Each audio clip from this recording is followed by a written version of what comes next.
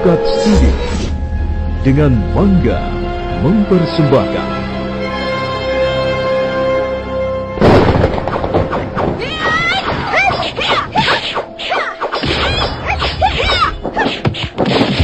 Ayo, Puspitasari, kita buktikan siapa yang lebih unggul. Tidak, aku tidak bisa. Lupakan bahwa aku adalah adikmu sendiri. Ayo, kita bertarung sampai mati.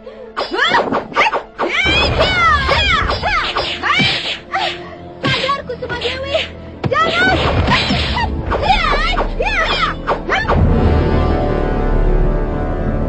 Pelangi di atas gelagah wangi. Pelangi di atas gelagah wangi.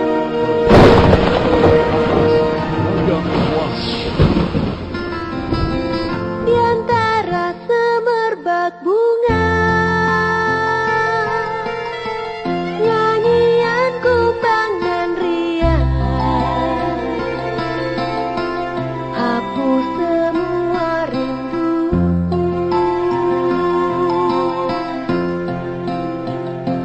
Pelangi di atas gelagah wangi, memberi cinta sedalam hati. Pelangi di atas gelagah wangi, sebuah kisah yang mengungkap kedalaman hati manusia, sebuah perjuangan suci untuk menjadi muslim sejati. Kisah pergolakan batin seorang wanita agar memperoleh kebahagiaan dunia akhirat dengan bekal iman dan takwa, kesetiaan dan cinta.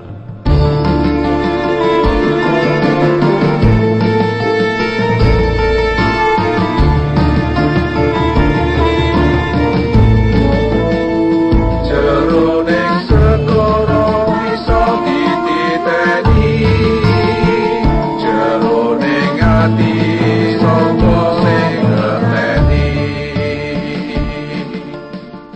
Jangan ragu-ragu Puspitasari. Ucapkan. Ayo ucapkan. Kami semua akan menjadi saksi. Baik, Kakak.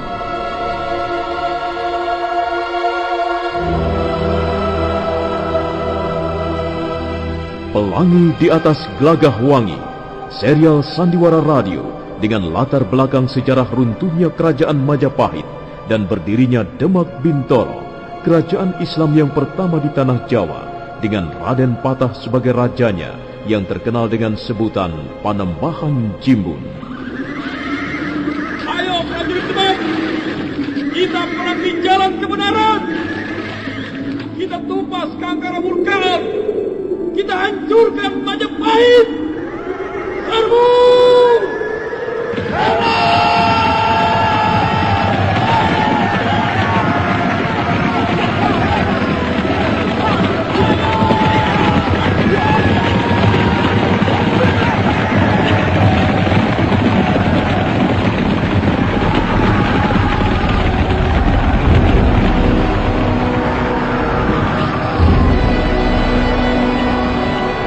Pelangi di atas gelagah wangi. Di atas gelagah wangi. Di atas gelagah wangi.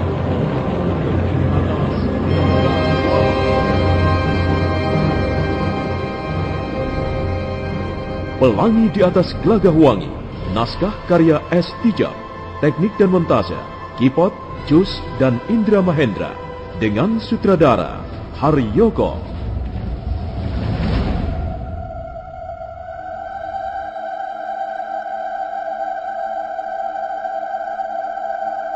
Dalam episode awal ini dengan judul Ilmu Rikma Sidi.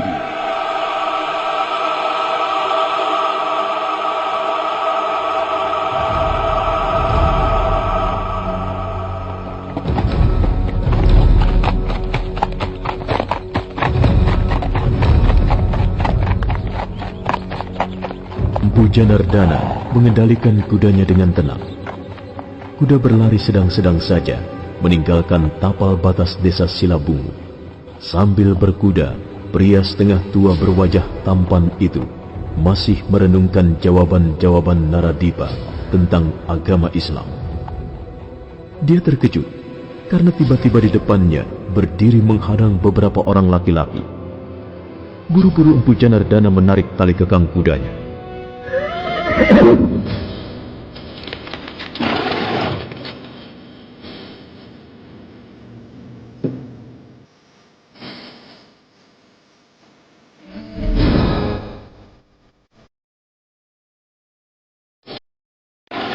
Jangan berdiri berkerumun di jalanan, menghalang-halangi orang lewat. Hei, turun dari kudamu. Kami mau bicara. Mau bicara soal apa lagi? Bukankah perkara kalian dengan Naradipa sudah selesai? Ini bukan perkara Naradipa lagi. Ini adalah urusan kami dengan Empu Janardana dari Antapura. Cepat turun. Kamu jangan berbuat seenak perutmu di kampung orang. Baiklah. Aku hanya menuruti keinginan kalian. Hup.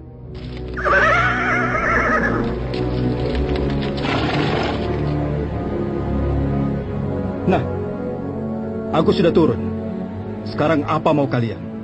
Kami tidak bisa menerima sikapmu, Janardana. Seharusnya kamu jangan membela Naradipa. Bukankah kamu juga penganut Siwa? Kalau begitu kalian masih belum mengerti persoalan ini. Kalian belum paham. Seharusnya kalian merenungkannya baik-baik. Dan bukan mengumbar hawa nafsu. Bukan menyerah pada sikap iri serta dengki. Hei, jangan sok pintar. Kamu bukan guru kami. Bukan pimpinan kami. Bukan lurah di desa kami. Jadi kami tidak harus mendengar kata-katamu, Janardana. Terserah. Tapi kalian juga tidak bisa memaksaku untuk bersikap seperti kalian. Karena aku tahu sikap seperti itu adalah suatu kebodohan. Sikap dari manusia berjiwa kerdil, pengecut, dan culas. Kurang ajar. Dia malah mengejek kita, Kang Mudra. Sudahlah, sikat saja. Ya, benar Kalpika. Orang seperti ini tidak perlu diajak bicara. Dia harus dipukul. Dia harus dikebuk. Ayo, keroyok dia!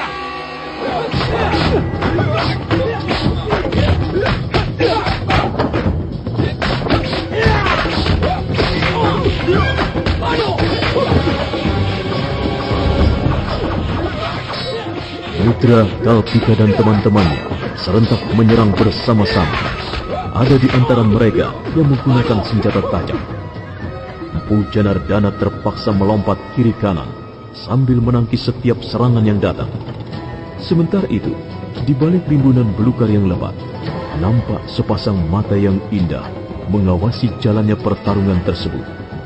Sepasang mata milik seorang gadis yang bernama Endang Kusuma Dewi.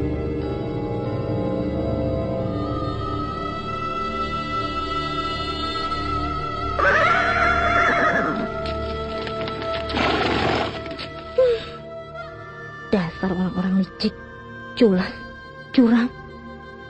Rupanya mereka masih menaruh dendam pada Paman Janardana.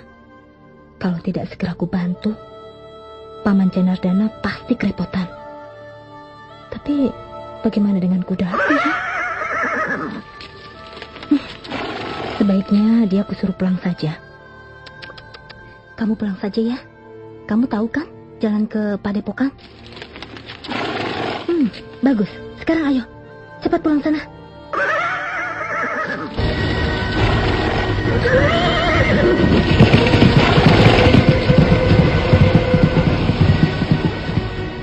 Endang Kusuma Dewi menepuk-nepuk kepala kudanya. Setelah meringkik sekali, binatang itu segera melompat dan berlari di sela-sela pepohonan.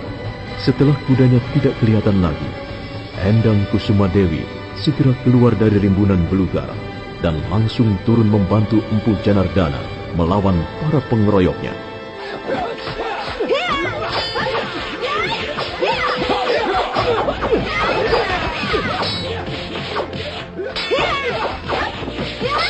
Empu Janardana terkejut melihat kehadiran Endang Kusuma Dewi.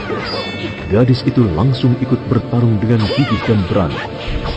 Mudra, Kalpika, dan teman-temannya juga terkejut. Sekarang mereka menjadi ciut. Akhirnya mereka memutuskan untuk berhenti mengeroyok Empu Janardana. Hei, ayo kita!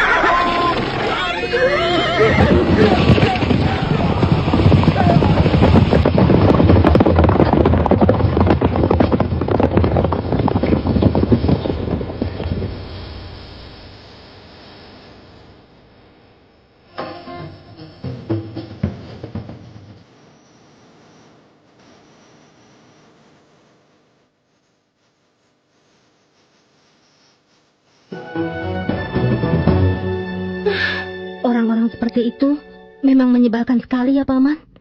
Mereka tidak pernah jujur. Dan hati mereka selalu diliputi oleh rasa dendam. Saya tidak pernah bergaul dengan orang-orang seperti mereka. Untuk apa? Kita bisa menjadi semakin bodoh.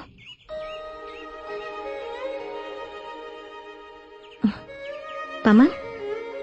Ada apa? Kok diam saja? Sudahlah, Paman. Mereka sudah pergi semua kok. Mereka takut melawan kita berdua. Paman, kok diam saja? Apanya yang salah? Apakah tindakanku ini salah, Paman? Aku hanya ingin membantu Paman saja. Apa itu salah? Mengapa kamu bisa ada di tempat ini, Kusuma Dewi? Memangnya kenapa kalau aku ada di sini? Kau sengaja membuntuti aku ya? Aku tidak membuntuti siapa-siapa. Aku tidak bermaksud mengikuti Paman. Lalu mengapa tiba-tiba kau bisa ada di sini? Aku sengaja menyusul Paman.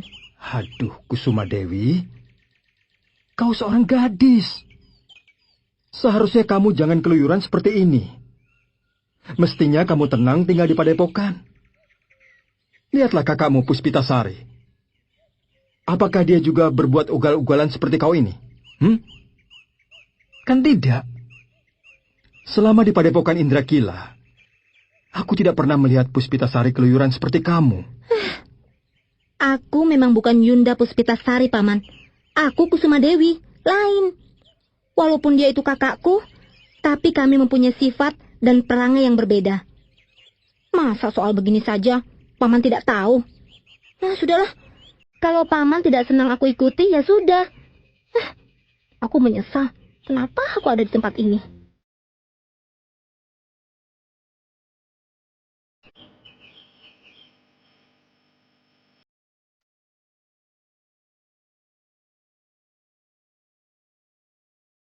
Kusuma Dewi, kau mau kemana? Mau pulang.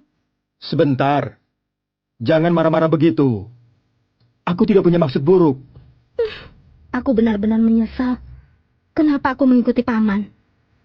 Memang, kalau aku tahu begini, lebih baik aku tidur saja di padepokan. Aku hanya mengkhawatirkan keselamatanmu, Kusuma Dewi. Terima kasih. Seperti tadi misalnya. Bagaimana kalau kamu sampai terluka? Hidup di luar padepokan tidak seperti yang kau bayangkan. Orang-orang jalanan itu tidak seperti cantrik-cantrik murid ayahmu. Kadangkala, mereka bersikap sangat tidak ramah dan bahkan kejam. Apalagi kamu seorang gadis.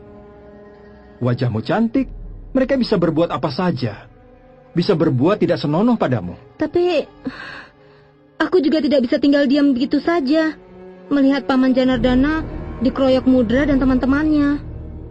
Untuk kali ini, baiklah. Kumaafkan, tapi jangan diulangi lagi, ya. Jangan suka membuntuti orang. Itu pekerjaan yang tidak baik. Ya sudah, ayo. Kita pulang sama-sama. Kamu tadi kemarin naik apa? Naik kuda. Terus? Kudamu mana? Aku suruh pulang ke padepokan. Ya ampun.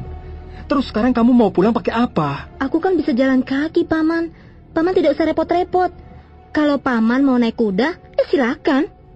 Kusuma Dewi, tunggu. Aku bisa menjaga diriku sendiri, Paman. Paman tidak usah khawatir. Bodoh, keras kepala. Ayo cepat.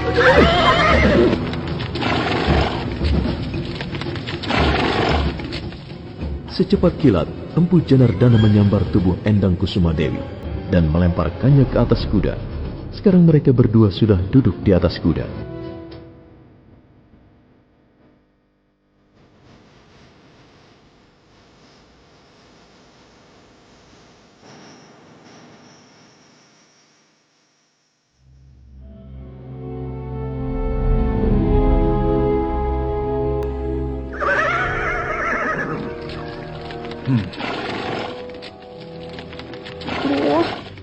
Kok Paman kasar sekali? Karena kamu juga menjengkelkan sekali. Paman, begitu saja marah. Cepat pegang pinggangku. Kalau tidak mau jatuh dari kuda. Paman, tenang saja. Paman.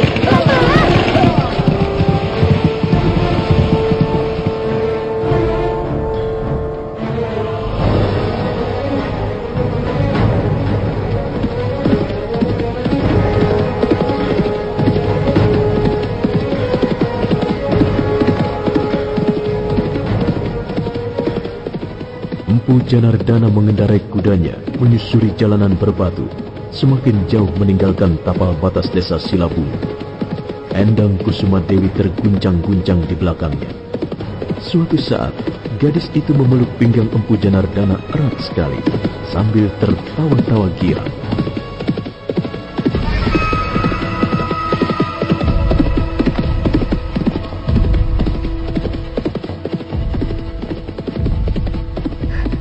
Paman, kita jangan langsung pulang ke Padepokan ya. Apa maksudmu? Kita jalan-jalan dulu. Di sana, di sebelah sana, pemandangannya bagus sekali, Paman. Jalan-jalan saja sendiri. Paman, hati-hati, nanti kita jatuh.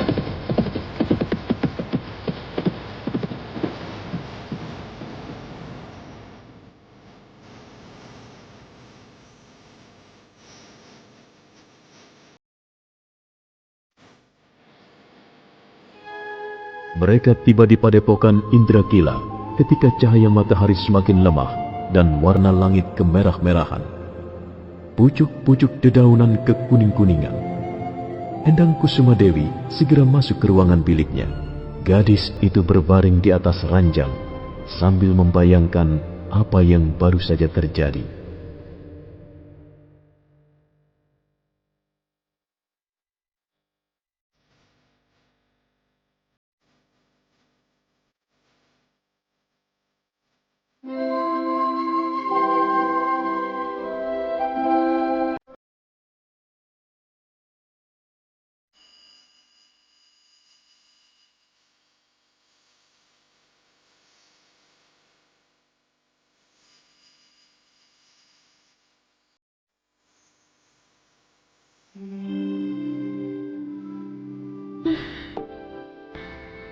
Enak sekali berkuda bersama Paman Janardana. Rasanya nyaman sekali. Apakah mungkin aku bisa mengulanginya ya? Punggungnya kokoh sekali. Dan bau keringatnya terasa harum sekali. Aku bisa merasakannya sampai sekarang. Betul-betul dia seorang laki-laki yang perkasa, tampan, dan sangat perkasa. Kalau saja dia menaruh hati padaku, pasti dunia ini akan terlihat semakin indah. Daun-daun semakin hijau, dan langit semakin biru. Juga awan di atas sana akan selalu tersenyum kepadaku.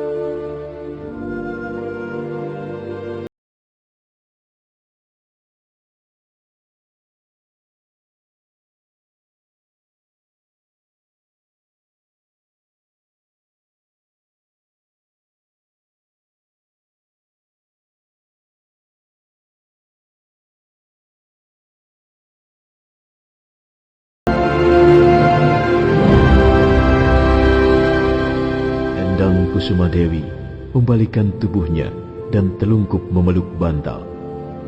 Suatu saat dia tersenyum-senyum sendirian. Sementara itu, Empu Janardana juga bermaksud segera masuk ke ruangan biliknya. Tapi dia melihat ruangan bilik adik angkatnya, pintunya setengah terbuka. Dan dia melangkah ke sana.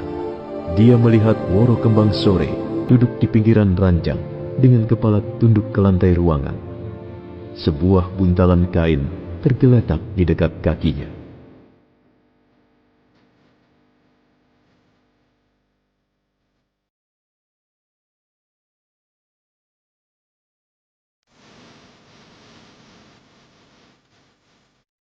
Kembang Sore, mau kemana kamu?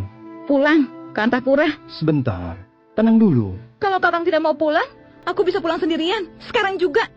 Jangan terburu nafsu. Aku tidak betah tinggal di sini, Kakang. Tidak ada yang bisa kulakukan di tempat ini. Sementara kau pergi terus-menerus bersama Kusuma Dewi. Aku pergi sendirian. Kusuma Dewi menyusul. Kami bertemu di tengah jalan. Terserah. Yang penting sekarang aku mau pulang. Jangan begitu, Kembang Sore. Kita ini di rumah orang. Kita sebagai tamu di sini harus menghormati yang punya rumah. Iya, kita juga sudah terlalu lama di sini. Sudah hampir 20 hari, Kakang. Baiklah. Biar nanti malam aku akan membicarakannya dengan Kakang biasa. Sudah. Kembalikan buntalan itu. Besok kita pulang ke Antapura.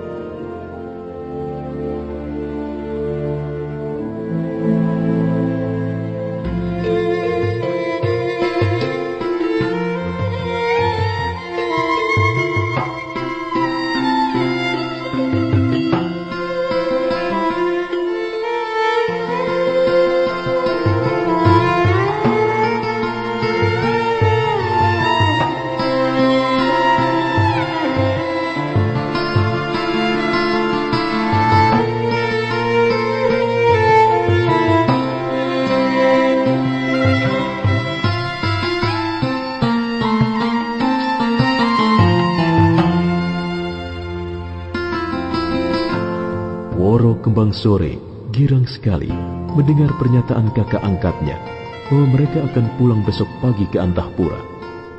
Nah, saudara pendengar, demikianlah seri ke-13 Sandiwara Radio Pelangi di Atas Gelagah Wangi. Kali ini didukung oleh para pemain Ferry Fadli sebagai Empu Janardana, Ajeng sebagai Endang Kusuma Dewi, Hari Laksono sebagai Mudra, Bambang Jeger sebagai Kalpika, Ivone Rose sebagai Woro Kembang Sore, dan Asdi Suhastra, pembawa cerita. Di antara semerbak bunga, nyanyian kumbang nan riang, hapus semua rindu.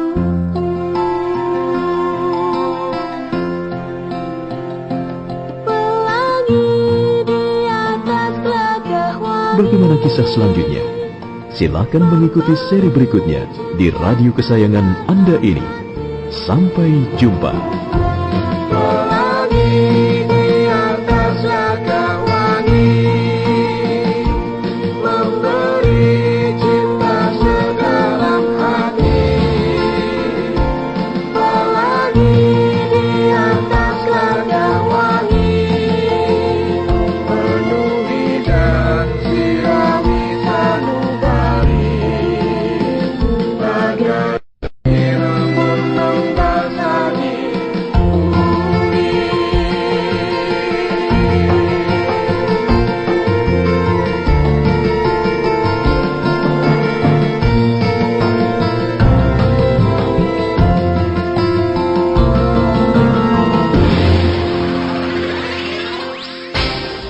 Radio, the most versatile medium and the most visual. Radio can picture anything. Radio show on